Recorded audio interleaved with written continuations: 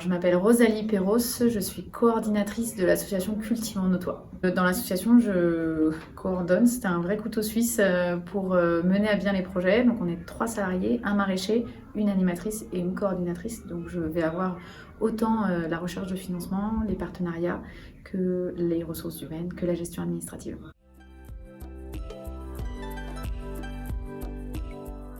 Je pense que l'agriculture urbaine, c'est un véritable lien entre les campagnes et la ville, entre les jeunes et les plus anciennes générations, au niveau par exemple des savoir-faire alimentaires et des savoir-faire paysans.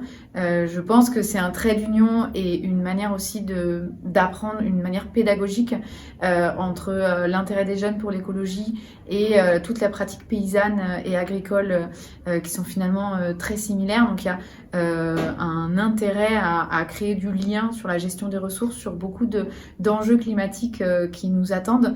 L'agriculture urbaine, elle permet une meilleure compréhension de l'agriculture en général, ou bien des urbains de l'autre côté, et ça permet voilà, d'avoir un usage assez partagé des espaces et vraiment de connecter ces différentes générations. Grâce à l'agriculture, on fait société.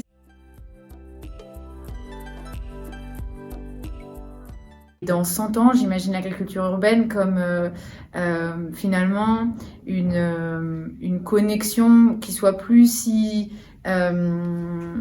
différenciée entre périurbain et urbain, c'est-à-dire qu'on va avoir aussi des espaces avec des corridors écologiques beaucoup plus importants entre la ville et la campagne, et je le vois comme l'occasion de se former, l'occasion d'augmenter la résilience alimentaire des villes, parce que je pense qu'il y a une vraie opportunité à produire en bas de chez soi, produire sur son balcon, et là il y a un vrai intérêt au niveau aussi des îlots de chaleur et des problématiques climatiques.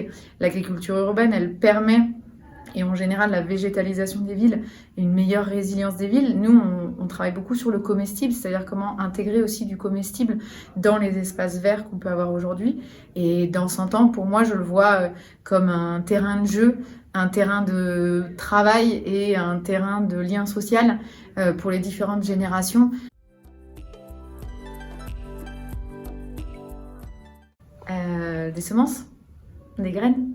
C'est-à-dire qu'avec une graine, je vais pouvoir planter d'autres.